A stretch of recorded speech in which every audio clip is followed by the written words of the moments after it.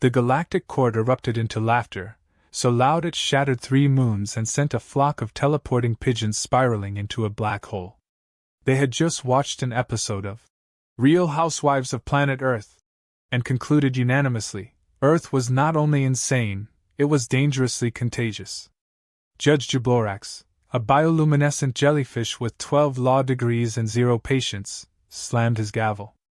Earth would be tried for cultural corruption, environmental sabotage, and emotional terrorism via reality TV. Sentence: extinction. Unless, by some astronomical accident, they sent someone to defend themselves in the next 72 interstellar hours. This is how Ricky Devlin, former fry cook, current couch occupant, and proud owner of a broken hoverboard, became humanity's last hope. Ricky was busy attempting to microwave a burrito using only the heat from a nearby fire when a classified diplomatic pod crash-landed in his backyard. He didn't notice. He was too busy arguing with his AI toaster, which had developed a personality disorder and insisted it was a hat. Meanwhile, global leaders scrambled inside a UN crisis bunker buried beneath the ruins of an old IKEA. Holograms flickered to life as panicked representatives shouted over one another in 17 languages, trying to nominate someone wise, persuasive, and noble. A supercomputer was supposed to find the perfect candidate.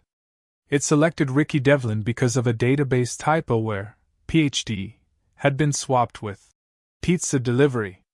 Nobody double-checked. There wasn't time. While Ricky wrestled with the toaster, 2 galactic retrieval agents appeared in his living room. One tripped over a cat. The other scanned Ricky and frowned. "He smells like failure," the taller one said. "Perfect," replied the shorter. Ricky waved at them like they were Jehovah's Witnesses. "You guys selling cable or weed?" He woke up mid-orbit, strapped to a glowing chair inside a ship that smelled like pine-scented doom. A robotic voice welcomed him to the Earth Defense Initiative emergency deployment. Ricky tried to unbuckle himself. Instead, he ejected the escape pod's microwave. His only source of food floated sadly into deep space. Moments later, a video briefing was supposed to play. It glitched out halfway through a speech about upholding the dignity of the human race, and looped into a how-to video on grilling sausages. Ricky watched the whole thing and took notes. Back at the tribunal, a court shaped like an infinite Mobius strip floated above a lava moon. Giant monitors displayed Ricky's incoming ship, and the judges prepared to destroy Earth unless something unexpectedly brilliant happened. Ricky crash-landed directly into the lobby, stepped out in cargo shorts and a ketchup-stained t-shirt that read, "NASA, not all smart astronauts." The security robot scanned him and briefly considered incineration. But protocol insisted he be escorted to the defendant's podium. Inside the grand chamber, Ricky looked around with the same expression he used at dentist offices, confusion mixed with mild regret. A floating slug in a powdered wig read the charges. Earth stands accused of violating 937 codes of intergalactic conduct, ranging from planet-wide idiocy to reckless broadcasting of The Bachelor. Ricky raised his hand. "Do I get a phone call?" The judges blinked, all 6 eyes each. Judge Jablorax demanded a statement. Ricky cleared his throat, wiped his hands on his pants, and said, "Look, I don't know a lot about laws or planets or anything with more than 4 syllables. But I do know one thing, Earth has tacos. And puppies. And have you ever heard someone laugh so hard they snort? That's humanity, man. We're dumb. But like funny dumb. Beautiful dumb." There was a stunned silence. Then one of the smaller, more sentimental judges sniffled. The prosecution, a metallic entity shaped like a folding chair, launched into a 3D presentation showing Earth's crimes. Clips rolled of pollution, war, TikTok dance challenges, and someone trying to deep-fry a phone for internet clout. Ricky squinted. "Oh man, that was me," he muttered. The courtroom gasped. To make things worse, or possibly better, Ricky misunderstood cross-examination, and thought it meant a talent round. He performed an impromptu magic trick using chewing gum and lint. It backfired. The lint exploded. A translator bot short-circuited and briefly declared war on all mammals. Ricky apologized by hugging the nearest creature, which happened to be a venomous gas eel. Instead of death, he was applauded for unprecedented empathy. As the trial recessed for the day, Ricky was escorted to his quarters, which had no bed, but 12 types of scented oxygen. He sat on a floating beanbag and stared at a star chart on the wall. For the first time in his life, Ricky felt small. Not just small like forgotten in the group text, small, but galactic small. Whole galaxies spun and blinked outside his window. Millions of civilizations. So many lives. And his was supposed to represent all of them? The idea terrified him. He couldn't even pay rent on time. Meanwhile, back on Earth, news of Ricky's assignment went public. People rioted. Not because Ricky was an idiot, which he was, but because deep down, everyone knew that they weren't qualified either. Ricky, in his ridiculous honesty, might just be the only one who wouldn't lie his way through it. The next morning, a rogue judge, an old android named Q with rust in its logic circuits, visited Ricky in secret. "You may be more important than you think," Q whispered. "There are those who wanted Earth to fail. You were not meant to be chosen. Yet here you are." Ricky blinked. "Did you just say I'm the chosen one?" "No," said Q. "I said you were not meant to be chosen." Right. Gotcha. That's worse." Q handed him a small alien device. "Find the truth. Or everyone dies. Probably horribly. With tentacles." The chapter closes as Ricky stares at the blinking device in his hand, the stars outside his window shimmering with deadly possibility. Somewhere, deep within the tribunal archives, a secret file begins to unlock. Someone tampered with the system. Ricky Devlin wasn't just a mistake. He was a setup. And now he's starting to realize it. Just a little. Maybe. Then he accidentally drops the device in the alien toilet. Of course he does. Ricky woke up to a blaring noise that sounded like someone blending metal chickens inside a dishwasher. He slapped at every button near the bed until something exploded in the wall. The noise stopped. Good enough. He rolled off the anti-gravity mattress and smacked into the floor like a bag of wet laundry. His hair looked like it had wrestled static electricity and lost. Still half asleep, he stumbled toward the glowing doors, which opened with a dramatic hiss and released a scent that could only be described as burnt cinnamon and anxiety. He was escorted by a 7-foot-tall creature made entirely of translucent skin and what appeared to be recycled soda cans. It introduced itself as Baltrex, Ricky's intergalactic legal companion, then immediately apologized, stating it was legally required to notify him that it had never passed any bar exam in any known galaxy, and had no hands. Ricky gave it a fist bump anyway, entirely missing its lack of fists. The courtroom looked like someone had tried to design a fancy opera house while on interstellar mushrooms. The ceiling spun in slow motion. The floors were made of glass filled with migrating fish. The walls changed color based on public opinion. When Ricky walked in, they briefly turned beige, indicating mild disappointment. The Galactic Tribunal's full panel sat before him: Judge Giblorax, glistening and unreadable; Judge Clornax 5, a lava-based life form constantly seething, literally and emotionally; and Judge Drebe, who resembled a floating napkin but had a reputation for devouring entire moons during lunch. Ricky waved. Nobody waved back. A clerk handed him a legal document the size of a small refrigerator. Ricky held it upside down, nodded solemnly, then tried to discreetly eat one corner out of nervous habit. "Proceed," hissed the head prosecutor, a diamond-shaped being that hovered in midair like a smug chandelier. It introduced itself as Velair the Unquestionable, and immediately questioned Ricky's existence. "You are Earth's representative?" Velair asked, voice vibrating through dimensions. Ricky blinked. "I mean, not like on purpose." Velair turned to the judges. "Ladies, gentlemen, and multidimensional entities, I submit to you that Earth has given up. This man is either a decoy or a cruel joke." Ricky frowned. "I'm not a joke," Unless it's like one of those clever ones that makes you think afterward. Judge Clornax 5 let out a puff of magma smoke. The tribunal will hear the defense. Ricky walked up to the platform, cleared his throat, and immediately sneezed into the microphone. The echo traveled across 5 galaxies. Look, I get it. We've messed up, he began, voice wobbling like a goat on rollerblades. We've trashed our oceans, we put cheese in spray cans, and don't even get me started on how we treated Pluto. But you know what else we did? We made movies where underdogs win, and invented hugs, and gave the universe peanut butter. You ever try peanut butter? It's magic. One of the smaller judges, shaped like a spiky coconut, raised a tiny hand. What is a hug?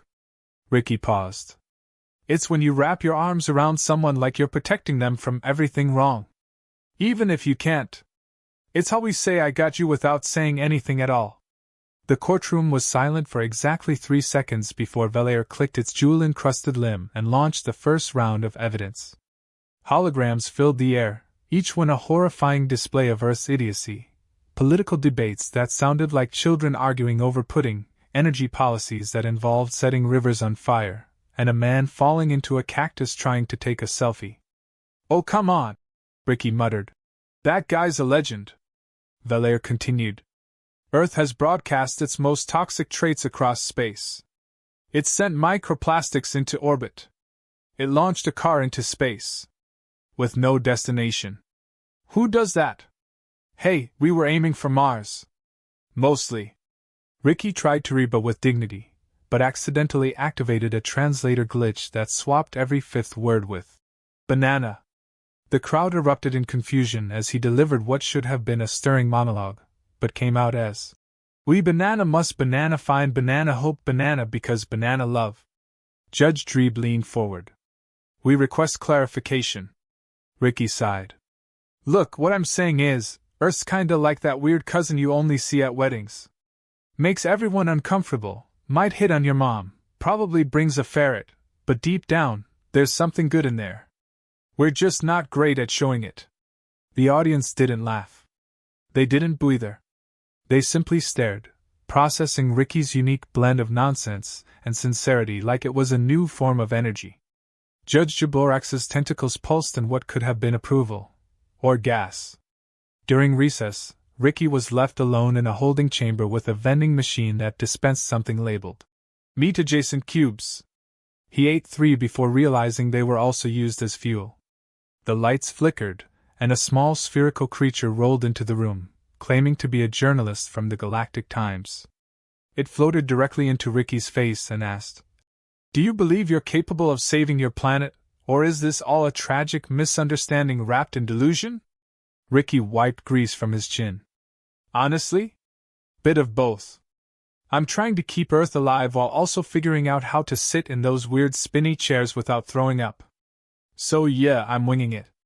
The journalist blinked twice, printed a photo with its butt, and rolled out without saying another word. Back in the courtroom, the next round involved alien witnesses. The first was a gas-based entity that testified Earth's radio signals had given its species a sense of rhythm, and now their entire planet held weekly disco nights. The second was a 3-headed worm who claimed Earth introduced sarcasm to the galaxy, which had both improved comedy and ruined all diplomacy. Ricky tried to seem professional, nodding politely and taking notes, using a broken pen and his own sock. He began realizing that maybe, just maybe, Earth had made an impact. Not always good, rarely organized, but impactful. Then came the final witness of the day, a sentient plant from the Glarkin system. It spoke through telepathic waves, showing the courtroom its memories of watching human children rescue a dying flower, care for it, and name it Leafy Steve. The plant claimed this moment altered its race's view of Earthlings forever. Judge Clornax 5 raised a fiery brow. Is this not cherry-picked sentiment? The plant responded with a vision of war-torn Earth refugees planting seeds in rubble, children singing, and an old woman knitting a scarf for a robot. Ricky, tears welling in his eyes, whispered, Leafy Steve, that little guy did more PR than I ever could. As the court adjourned for the night, Ricky was escorted back to his chamber. This time, The walls didn't turn beige when he walked past. They shimmered with a strange hue, something between cautious curiosity and reluctant hope. He flopped onto the bed and stared at the ceiling, which now displayed star systems slowly aligning. Somewhere out there, someone had chosen him. Or maybe he just stumbled into the role like everything else in his life. But for the first time, he didn't want to run. He wanted to try. Even if he had no idea what he was doing, Earth needed someone, anyone, who would fight for it. And if the galaxy wanted weird? Well, Earth had Ricky Devlin. Weird was his thing. Ricky was dreaming of tacos flying in space, each one orbiting a salsa sun, when a voice jolted him awake. It wasn't a gentle wake-up call. It was more like someone had hacked his nervous system and shouted directly into his skull. The voice, sharp and artificial, announced that today was the final presentation of defense, and reminded him that planetary execution would commence shortly if he failed. He sat up, tangled in the bed's gravity-dampening sheets, and groaned. His brain felt like it had been left in a microwave for too long. He reached for his shirt, which now smelled like alien mothballs and regret, and tried to remember how to not be an embarrassment to all of Earth. Baltrex, his translucent soda-can escort, stood by the door holding what looked like a stack of napkins and a tube of mystery gel. It explained that these were traditional garments of logic for courtroom presenters. Ricky looked at them, looked back at Baltrex, and said, "Yeah, no, I'm just gonna go with pants." The alien shrugged, or mimicked the shrug of a creature it had once absorbed, and led him toward the courtroom. Ricky could feel a strange mix of nausea and determination in his gut. It could have been destiny. Or it could have been the meat-adjacent cubes he'd eaten at 3 a.m. The courtroom looked different today. Bigger. Or maybe it just felt that way now that the final arguments were upon them. The judges had grown more intense in their posture, their auras humming with verdict-level energy. The audience had tripled, including intergalactic press, legal historians, and at least one sentient swarm of bees wearing a scarf. Cameras floated silently in the air. Ricky's every blink was now galactic television. He scratched his nose and instantly received a warning from his translator caller. Avoid suspicious gestures. Judicial misinterpretation likely. Velair the Unquestionable began with a monologue that would have impressed even the most hardened Bond villain. He presented graphs, data, and testimonies from across the universe. A montage played of Earth's irreversible damage to multiple cosmic ecosystems. One clip showed humanity putting a rocket on the moon and immediately littering next to the flag.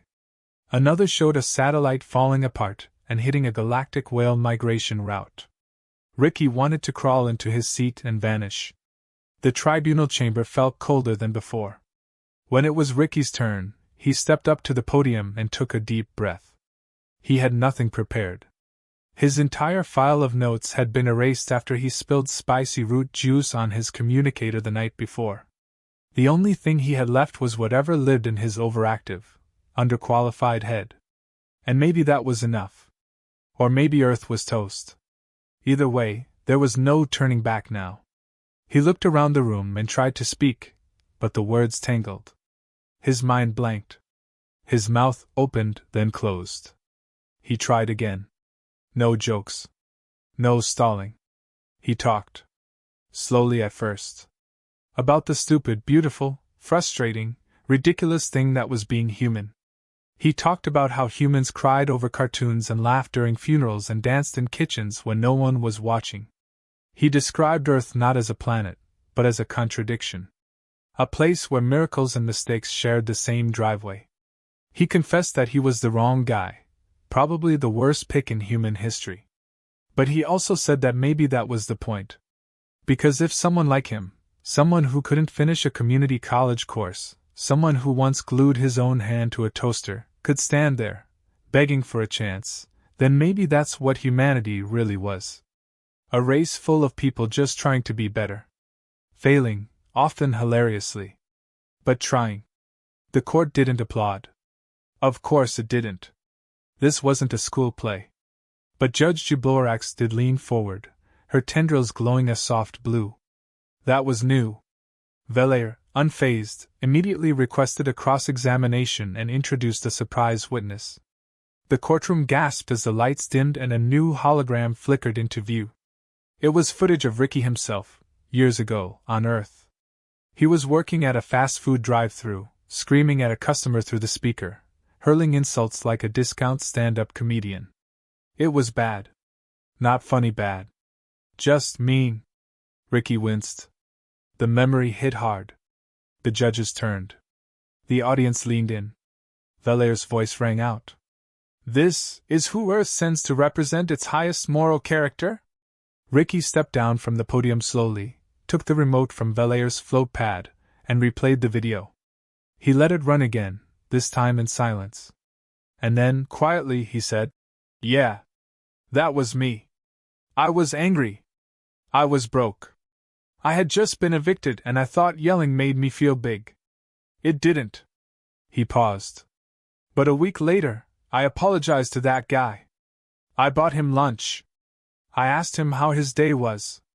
And you know what? He said thank you. And then we both laughed at how stupid I'd been." That moment changed something. Not in the courtroom, but in Ricky. He stopped trying to sell Earth.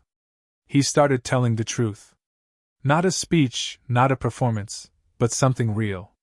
He talked about the quiet nights people spent worrying about their families. About music that made you cry without knowing why.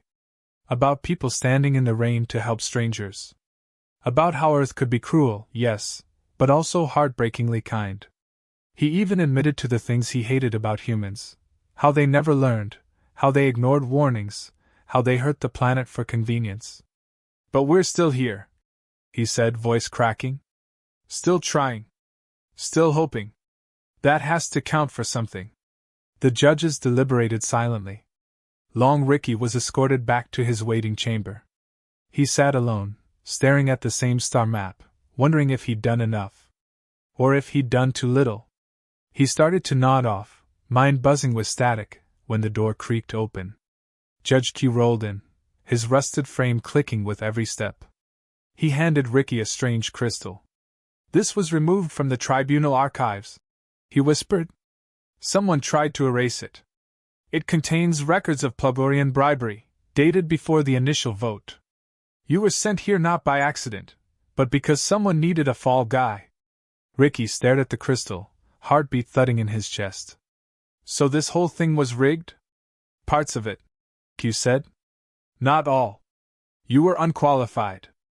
But you were also honest. And unpredictable. That frightened them." Ricky's mind spun. He'd spent the whole time thinking he was a mistake. But maybe he was the only thing that wasn't. He nodded slowly, clutching the crystal. "All right then. If this is how they want to play it, let's show 'em what Earth Weird really looks like." And as he walked back toward the courtroom for the verdict, Ricky wasn't nervous anymore. He was ready. Ricky stood in the courtroom doorway, crystal in hand, heart thudding like a broken drum solo. This time, the walls didn't shimmer or react. They just watched. Everyone just watched. The tribunal was packed now. The atmosphere was thick, humming with tension so sharp it felt like the room itself might snap in half. Judges floated in their high thrones, silent and unreadable. Valere hovered in a self-satisfied arc above the prosecution platform, flickering with smug confidence. Ricky stepped onto the floor with a different kind of energy than before. It wasn't bravado or desperation. It was something quieter, more dangerous. He wasn't here to beg anymore. He was here to fight. Judge Giblorax called the court to session with a resonating tone that briefly gave everyone a headache in 3 different languages. Ricky cleared his throat, not bothering to ask for permission, and raised the glowing crystal Q had given him. The chamber dimmed as the data inside the device projected above the courtroom, casting alien script and grainy images into the air like digital ghosts. Valaire's form flickered slightly. Ricky noticed. "These," Ricky said, keeping his voice low steady, "are internal communications between Plugorian diplomats and tribunal clerks. Dated before Earth's initial trial even began. They talk about Earth being a prime orbital asset. They talk about our extinction as a logistical clearance operation. He turned to the judges, locking eyes with each one. Someone didn't want a fair trial. They wanted real estate. The silence was total. Valère let out a strange, metallic whir, and then laughed. A long, theatrical sound that echoed off the tribunal walls like bad acting. Fabrications, Valère said smoothly. The accused is grasping at cosmic straws. These documents were already deemed inadmissible by the Galactic Ethics Council. Which council? Ricky asked, stepping forward. The one chaired by your cousin? Gasps erupted from the audience. The walls flickered pink, indicating scandalous intrigue. Valère's form surged and twisted into a sharper, more threatening configuration. Ricky didn't flinch. Not this time. He pointed again to the hologram. There are patterns here. Message logs. Energy signatures from bribery transfers. Q confirmed them. He hesitated. And Q doesn't exactly hand out compliments. The judges huddled in a strange, telepathic communication bubble. Ricky couldn't hear anything, but he could feel the pressure of their thoughts vibrating against his spine. His palms were sweaty. Not nervous sweaty. Angry sweaty. The kind that came from realizing that you'd been a punchline in someone else's scheme, and now it was your turn to talk back. Judge Clornax 5 finally rumbled a question. Why would a low-level Earthling have access to these files? Because they thought I wouldn't know what to do with them, Ricky said. They thought I'd screw it up. They picked me because I was easy to discredit. And yeah, I almost proved them right. But here I am. And here this is. He held up the crystal. And if that's not proof Earth deserves another chance, I don't know what is. Valère hissed. You think one speech and a conspiracy theory changes millennia of law? No, Ricky said. But it might be enough to remind you that justice isn't about rules. It's about truth. And you're sitting on a whole mountain of it. Then it happened. A moment Ricky would replay in his head for years after. Judge Drebe shifted in their cloud of space napkin folds and said, Let him continue. Ricky blinked. Wait, really? Judge Drebe grunted. Your incompetence is at least entertaining. Proceed. The walls briefly turned chartreuse, which meant grudging approval. Ricky took a deep breath. This wasn't part of the plan. Mostly because there was no plan. But he followed the moment, leaning in. Earth's a mess, he said. But it's also a place where people build rockets out of dreams and duct tape. Where we argue a lot but also cry at commercials. Where we mess up constantly but still wake up every day hoping maybe we won't. We've survived dinosaurs, plagues, cable news. And even if we screw it all up tomorrow, at least we'll have tried. He looked straight at Valère. And that's more than I can say for someone who cheats the system and hides behind protocol. The lava judge let out a low, grumbling laugh. Valère turned a darker shade of fury. And then the courtroom descended into chaos. One of the Plugorian delegates stood and shouted something in their native tongue that caused 3 monitors to explode. A chorus of alien journalists began shouting questions, some of them with mouths, some with antennae. The tribunal security bots floated into defensive formations. Valère moved toward Ricky with the calm speed of a collapsing star. You'll regret this, Valère said softly, voice vibrating like broken glass. I already regret this shirt, Ricky replied. But here we are. Before Valère could retaliate, Judge Dublorax raised a single tendril and spoke a word that froze the room. Adjourned. The crowd halted. All voices went still. The tribunal recessed for final deliberations, the fate of Earth hanging in the balance like a fragile balloon in a room full of needles.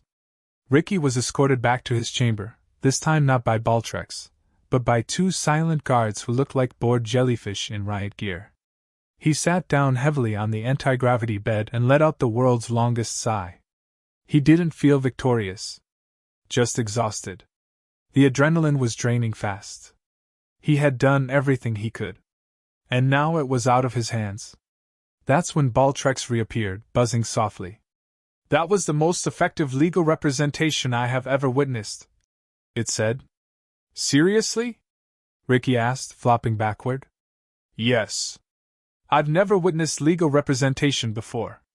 Well, that checks out. Baltrex hovered closer. Are you aware that public opinion of Earth has increased by 42%? Is that good? No. But it is better than -80. Ricky chuckled despite himself. He closed his eyes for a moment, trying to soak in the silence. But his peace didn't last long. The door hissed open and Judge Q entered, limping slightly, circuitry exposed. You did better than expected, Q said, placing a small device on the table. The vote will happen soon. What's that? A translator upgrade. For what comes next? What comes next? Ricky asked, sitting up. Q turned to leave, pausing only to say, whatever it is, it won't be quiet. Ricky looked at the device, then out at the stars beyond the window. Earth had always been loud, messy, unpredictable. Just like him. But now, for once, it had a voice in the room. And that voice wasn't giving up. Ricky stood once again in the great hall of the Galactic Tribunal, hands stuffed in his pockets, doing his best to look like someone who hadn't almost thrown up from nerves 10 minutes earlier. The crowd had doubled again, this time with dignitaries from systems Ricky had never heard of. There were floating cubes with eyeballs, creatures made entirely of gas and glow, and one being that looked suspiciously like a giant stapler. The tribunal had summoned them all to witness the final vote. Earth's fate was about to be sealed, one way or the other. Executed or spared. Deleted or delayed. Ricky had run out of clever things to say. He had nothing left but hope and a half-eaten snack bar in his sock, which he'd forgotten about until just now. Judge Jublorax floated forward, her form glimmering with ceremonial light. She looked at Ricky for a long moment, tentacles still, and then addressed the court. One by one, the judges cast their votes, their pronouncements translated into thousands of alien dialects. Judge Clonax 5 voted yes to probation, lava bubbling around his feet. Judge Dreed followed with a sound that technically wasn't a word but translated roughly to a shrug followed by, "Why not?" The smaller judges murmured agreement. And then finally, it came to Jublorax. She paused. Ricky's stomach did a somersault, then a backflip, then folded in on itself like an origami swan of dread. "We are not convinced Earth is without fault," Jublorax said, each syllable ringing like a bell across the chamber. "But we are persuaded that imperfection is not the same as irredeemability." She turned to Ricky. "You are not the defender Earth intended. But perhaps you are the one it deserved. It is our judgment that Earth will not be destroyed." Ricky didn't move for a solid 5 seconds. His brain refused to process the words. Then, finally, it hit him like a comet. Earth was safe. For now. Not perfect. Not innocent. But alive. The courtroom erupted in 1,000 alien expressions of applause, some involving noises, others strange smells, one group releasing a synchronized puff of glitter from their pores. Baltrex nearly short-circuited from joy. Ricky stood there, blinking, as if someone had paused reality and forgotten to hit play again. It was over. He had done it. Somehow, he had actually done it. He was escorted out of the chamber, not as a criminal or a joke, but as Earth's representative. He passed by Valair on the way out. The prosecutor didn't speak, didn't sneer. Just watched him with unreadable optics. Ricky gave him a wink and a thumbs up, knowing full well that gesture meant bathroom emergency in Valair's culture. It felt like the perfect way to say goodbye. Back at the diplomatic station, Ricky was ushered through a flurry of interviews, some in languages he didn't speak, some in species he couldn't see. He was offered 3 medals, 2 marriages, and 1 planet. He declined all of them politely, except the medal that doubled as a bottle opener. That one he kept. Soon enough, Ricky was on his way back to Earth, packed into a return pod that smelled vaguely of glue and mint. Baltrex accompanied him, now officially assigned as Earth's long-term legal observer. Ricky found himself staring out the window as stars whipped by, thinking about tacos again, yes, but also about everything that had happened. He was a different person now. Not smarter, not classier, but maybe just a little more aware that the universe was bigger, weirder, and more fragile than he'd ever imagined. And that Earth, for all its faults, was worth fighting for. The pod entered Earth's atmosphere with all the grace of a blindfolded flamingo. Ricky stumbled out on landing, kissed the ground, then immediately realized someone had spilled soda on it, and wiped his lips in horror. A crowd had gathered. Real humans. People cheering. Reporters. Families. Even someone holding a welcome sign that read, "You accidentally saved the world." He was mobbed, questioned, hugged, and photographed. A child handed him a drawing of him fighting a giant alien snake. Ricky didn't remember doing that, but accepted the drawing like a trophy. The president gave a speech. Ricky was offered a seat on the Global Diplomatic Council, which he declined in favor of a voucher for unlimited pizza for a year. A documentary was already being planned. People started following him around, asking him for advice. He kept saying, "I don't know, man, just try not to be awful." And they nodded like it was profound. For a few weeks, Ricky rode the wave of interstellar fame. He got to ride in a hover limo, meet a robot ambassador who cried oil tears when it hugged him, and even got a thank you letter from someone claiming to be a former villain turned good because of his speech. But fame, like everything else on Earth, had a short battery life. Eventually, things went back to normal. Earth was still chaotic. Still beautiful.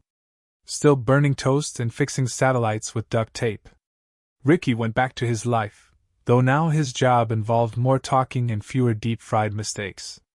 Baltrex moved into his apartment and began writing a 3,000-page legal history of humanity's survival, starting with Ricky's failed attempt to put his pants on backward during the first trial.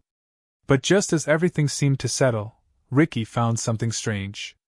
One evening, while rummaging through his returned luggage, he discovered the crystal again. The one Q had given him. It was dim now, but still warm. When he touched it, it flickered back to life and displayed a countdown. No instructions. No labels. Just time, ticking down in an alien language he hadn't seen before. Ricky stared at it, brain immediately jumping to conclusions. Was it a bomb? A beacon? A reminder that something, or someone, was coming? Baltrex examined it, sensors twitching. "This does not belong to tribunal archives," it said slowly. "This encryption is Plugorian. But altered. Obsolete." "Obsolete how?" Ricky asked. Baltrex looked up, unusually quiet. "Obsolete like a signal no one wanted anyone to find again." Ricky didn't know what that meant. But he knew one thing for sure. The story wasn't over. Earth had been spared once, but the universe didn't hand out mercy for free. Someone, somewhere, was still watching. Maybe waiting. He slipped the crystal into his drawer next to his old socks and emergency candy bar. He didn't tell anyone else. Not yet. The planet needed time to breathe, to heal, to believe again. But in the back of his mind, Ricky knew the future might call again. And when it did, he'd probably still be wearing the wrong shirt, probably still make a mess of things, but he'd show up. Because if there was one thing Earth was good at, it was getting up after the fall. For now, though, he sat on his rooftop with a soda, a bag of chips, and Baltrex trying to understand memes. The stars blinked overhead like knowing eyes. Somewhere out there, galaxies continued spinning. Planets rose and fell. Mistakes were made, victories won, and lives stumbled onward. And Ricky Devlin, Earth's accidental ambassador, leaned back and smiled, already wondering what kind of ridiculous thing he'd get dragged into next.